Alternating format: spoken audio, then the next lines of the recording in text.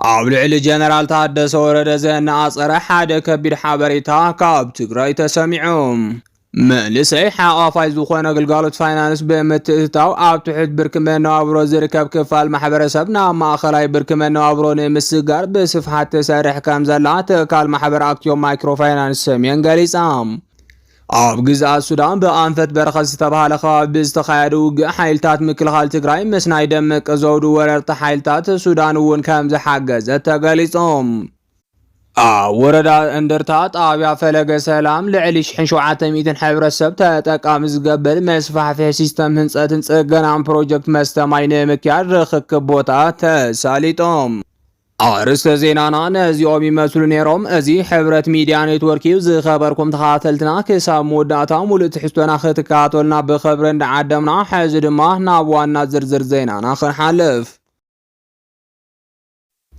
ኣብ ልዕሊ ጀነራል ታደሰ ወረደ ዘነአፀረ ሓደ ከቢድ ሓበሬታ ካብ ትግራይ ተሰሚዖም።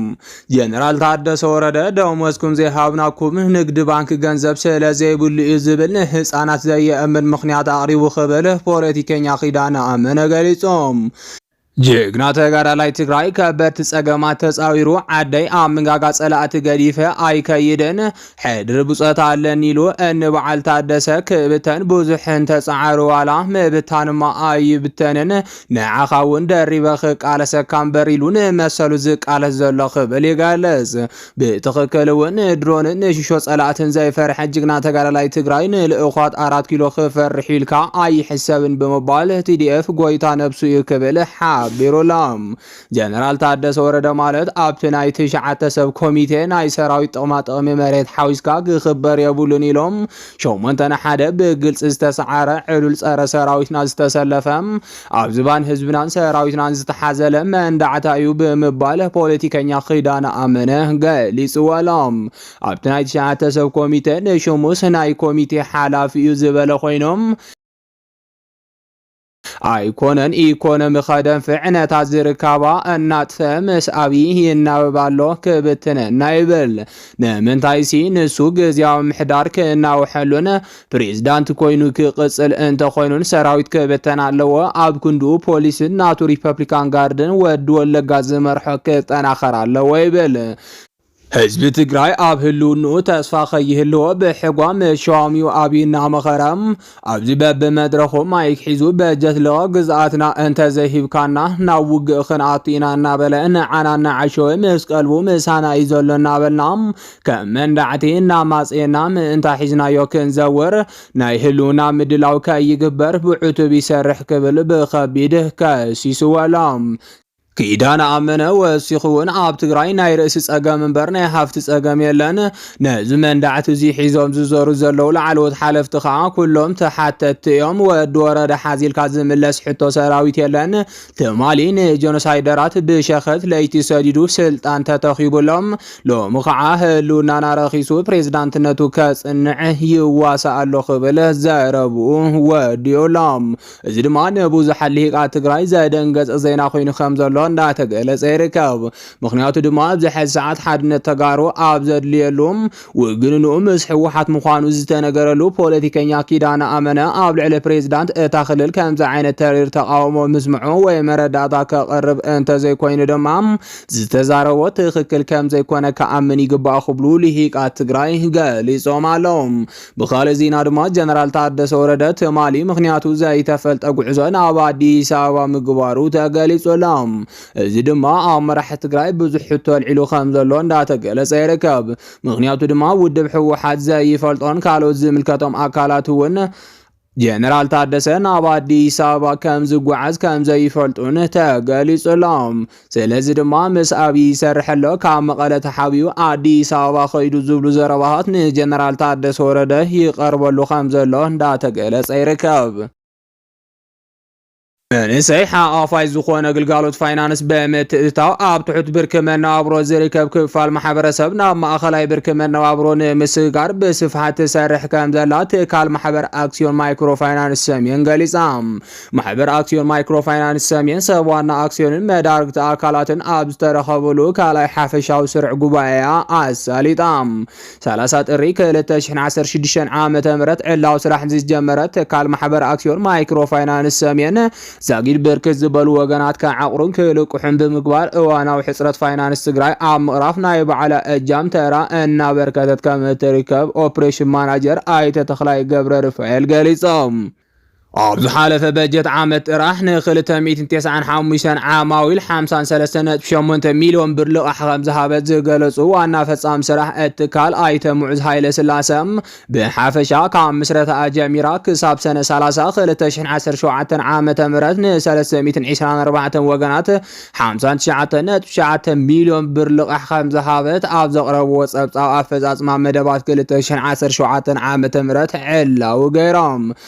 ب132 ሰብ ዋና ኣክስዮን ዝተኸፈለ ካፒታል 70.69 ሚልዮን ብር ከም እትውንን ዘፍለጡ እቶም ዋና ፈጻሚ ስራሕ ካብ ምስረታ ጀሚራ ኣብ ሓደ ዓመትን መንፍቕን ካብ 1825 ዓማዊል ዝተረኸበ 16.1 ሚልዮን ብር ዕቋር ከም ዘለዋ ኣነፂሮም።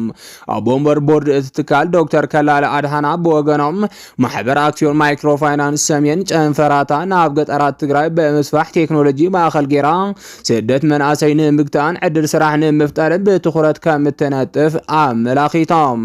ዓቕሚ ዘለወን ትካላት ፋይናንስ ብምትብባዕ ቁጠባዊ ዕብየት ሕብረተሰብ ምርጋፅ ከም ዘድሊ እውን ተገሊፆም። ኣብ ግዛት ሱዳን ብኣንፈት በረኸ ዝተባሃለ ከባቢ ብዝተኻየደ ውግእ ሓይልታት ምክልኻል ትግራይ ምስ ናይ ደመቀ ዘውዱ ወረርቲ ሓይልታት ሱዳን እውን ከም ዘሓገዘት ተገሊፆም። ቅድሚ ሕዚ ኣብ ዶብ ሱዳንን ትግራይን ዝተፈላለዩ ውግኣት ይካየዱ ከም ዘለው እናፀብፀብና መፅናሕና ይዝከር። ካብዚኣቶም ድማ ኣብ ከባቢ ሑመራ ዝተኻየደ ውግእን ኣብ በረኸ ዝተኻየደ ውግእን ከም ዝነበርዎም ይፍለጥ። ካብዚ ብተወሳኺ ድማ ዝተፈላለዩ ዕላው ዝኾኑ ኦፕሬሽናት ኣርሚ ሰብዓ እውን ብኣንፈት ሱዳን ይካየዱ ምንባሩ ይዝከር። መንግስት ፌደራል ንውዕሊ ሰላም ፕሪቶሪያ ገዲፉ ኣብ ዝሕዚ ሰዓት ንተደራዳሪ እቲ ውዕሊ ዝኾነ ውድብ ሕወሓት ብምድምሳስ ዕጥቂ ሰራዊት ትግራይ ንምርጋፍን ነቲ ሰራዊት ንምብታንን ዝለዓለ በጀት ኣቕሪቡ ይንቀሳቐስ ምህላው ዝዝከር እዮም።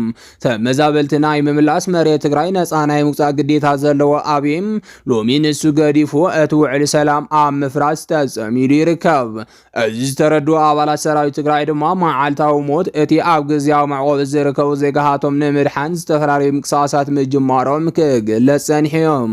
ብፍላይ ኣብ ሱዳን ዝርከብ ኣርሚ ሰብዓ እውን ሓምሻይ ሰነ ህዝብና ኣብ ቴንዳ ኣይሕልፎም ብምባል ሓደ ሓደ ዕላው ዘይኮኑ ኦፕሬሽናት ጀሚሮ ምንባሩ ዝፍለጥ እዮም። ሎሚ ካብ ወተሃደራዊ ፍልፍላትና ዝተረኸበ ሓበሬታ ከም ዘመላኽቶ ድማ ሓይልታት ምክልኻል ትግራይን ሓይሊ ሱዳንን ሓበራዊ ኦፕሬሽን ብኣንፈት በረኸት ከም ዝገበሩ ተሓቢሩሎም። ወላ እኳ ናይ ሱዳን ሓይሊ እውን ከም ዝነበሩ እቶም ናይ ደመቀ ዘውዱ ሓይልታት እንተገለጾም ብሰራዊት ትግራይ ከቢድ ዝበሃል ኦፕሬሽን ከም ዝተፈጸመሎም ግን ተገሊጹ እዮም። ብመሰረት እቲ ዝተረኸበ ሓበሬታ እቲ ውግእ ዝተኻየደ ኣብ ድንበራት ሱዳንን ሕሞራን ዝኾነ በረኸት ዝበሃል ቦታ ከም ዝኾነ ሓቢሩሎም። እዚ ቦታ ክሳብ ሕዚ ኣብ ትሕቲ ወረርቲ ዝነበረ ኮይኖም ሎሚ ሓይልታት ምክልኻል ትግራይ ብዝወሰድዎ መጥቃዕቲ ድማ ወረርቲ ሓይልታት ዕጡዋት ደመቀ ዘውዱ ካብቲ ከባቢ ተበታቲኖም ጠፊኦም ኣለው። ምንጭታት ካብቲ ከባቢ ወሲኾም ሓይልታት ምክልኻል ትግራይን ሰራዊት ሱዳን ብዝወሰድዎ ጥሙር መጥቃዕቲ ብዙሓት ወረርቲ ካብቲ ከባቢ ከም ዝፀረግዎምን ከም ዝበታተንዎምን ሓቢሮም። እዚ ብኣርሚ ሰብዓ ዝተገበረ ኦፕሬሽን ድማ ኣብ ሑመራ ዝዓረዱ በዓል ኮነሬል ደመቀ ዘውዶም ሱዳንን ሰራዊት ትግራይን ኮይኖም መጥቃዕቲ ከፊቶምልና ኣለው ክብሉ ይኸሱሎም። ይኹን እምበር እዚ መጥቃዕቲ ተጠናኺሩ ከም ዝቕፅል ዝወፅ ዘለው ዜናታት ይሕብሮም። ከም ዝፍለጥ ብኣንፈት ሱዳን ዘሎ ኣርሚ ሰብዓ ዝበሃል ክፋል ሰራዊት ትግራይ ድሮናት ውግእ እውን ከም ዝተዓጠቐ ክሕበር ፀንሐ ኮይኖም ኣብ ከተማ ሕሞራን ካልኦትን ዝዓረዱ ከም ኮነሬል ደመቀ ዝበሉ ዋና ሓለፍቲ እቶም ወረርቲ ዕጡዋት ታርጌት ዝተገበረሎም መጥቃዕቲ ከይኽፈተሎም ኣብ ከቢድ ስግኣት ይርከቡ። ወረዳን ልርታ ጣብያ ፈለገ ሰላም ልዕሊ 700 ሕብረተሰብ ተጠቃሚ ዝገብር መስፋሕፍሒ ሲስተም ህንፀትን ጽገናን ፕሮጀክት መስተማይ ንምክያድ ርክክብ ቦታ ተሰሊጦም። ቢሮ ማይን ኢነርጂን ትግራይ ካብ ትካል ዓለም ለኸ መድሕን ህፃናት ሕቡራት ሃገራት ዝተረኸበ ብልዕሊ 4 ሚልዮን ብር በጀት ኣብ ሓውሶባ ዘሎ ጸገም መስተማይ ንምፍታሕ ናይ ዳግመ ህንፀት ስራሕቲ ንምስራሕ ምስ ኮንትራክተር ኣረጋዊ ደስታ ጠቕላላ ናይ ህንፃን ማይ ስራሕትን ውዕል ኣሲሩ ስራሕ ንምጅማር ናይ ቦታ ርክክብ ተሰሊጦም። ኣብቲ ስነ ስርዓት ርክክብ ኮሚቴ ቢሮ ማይን ኢነርጂን ትግራይ ወረዳ ሰብዓ እንደርታ ማይ ሃፍቲ ጣብያ ማይ ክኢላ ዓበይቲ ዓድን ተጠቀምትን ኣብ ዝተረኸብሉ ንኮንስትራክተር ስራሕ ንክጅመር ርክክብ ተፈጺሞም። ፕሮጀክት ዲዛይነር መሃንዲስን ኮሚቴ አባል ኮሚቴ ርክክብን ኢንጂነር ኤፍሬም ካሳይ ከም ዝገለጽዎም እቲ ህንፀትን ጽገናን ፕሮጀክት ማይ ኣብ ውሽጢ 3 ወርሒ ተጸጊኑ ናብ ግልጋሎት ዝውዕል ኮይኑ 3.2 ኪሎ ሜትር ዝርግሐ መስመር ማይ 3 መዕደሊ ናውጣ ማይ ሓንቲ ኣብ ቤት ትምህርቲ ዓጽሚ ኣብርሂ ክልተ ድማ ኣብ ቁሸት ማእኸል ዓዲ ሓደሽቲ ዝሰርሓ 12 መዕደሊ ናውጣታት ማይ ድማ ዝጽገና ዘካተ ፕሮጀክት ምዃኑ ገሊጾም። ኣተሓባሪ ቀረብ መስተማይ ወረዳ ሰብዓ እንደርታ ወይዘሮ ምሉ ጸጋይ ብግድአን ከም ወረዳ ሰፊሕ ናይ ማይ ጸገም ዘለዎ ወረዳ ምዃኑ ይፍለጥ እዮም። ስለዚ ድማ ዩኒሴፍ ምስ ቢሮ ማይን ኢነርጂን ብምትሕባር ኣብ ሓውሶባ ብሓይሊ ፀሓይ ዝሰርሕ ፕሮጀክት መስተማይ ሰሪሕና እዮም። ሕዚ ድማ ናቱ መቐጸልታ ዝኾነ ሎሚ ክስራሕ ርክክብ ዝግበረሉ ዘሎ መስፋሕፍሒ ጽገና መስተማይን ቶና ምላሽ ረኺቡ ተግባራዊ ምንቅስቃስ ምጅማሩ እቲ ፕሮጀክት ኣብ ዝሓፀረ እዋን ተወዲኦም ኣብ ሓውሶባ ዘሎ ናይ ማይ ጸገም ተፈቲሑ ናብ ግልጋሎት ክውዕል ካባና ዝድለ ደገፍን ምትሕባርን ክንገብር ኢና ክብላ ምግላፀን ካብቲ ቢሮ ዝረኸብናዮ ሓበሬታ የመላኽት። ዝኸበርኩም ተኸታተልትና ንሰዓት ዝበልናዮም ሓበሬታታት ነዚኦም ይመስሉ ነይሮም። ንምክትታልኩም ካብ ልቢ ነመስግን።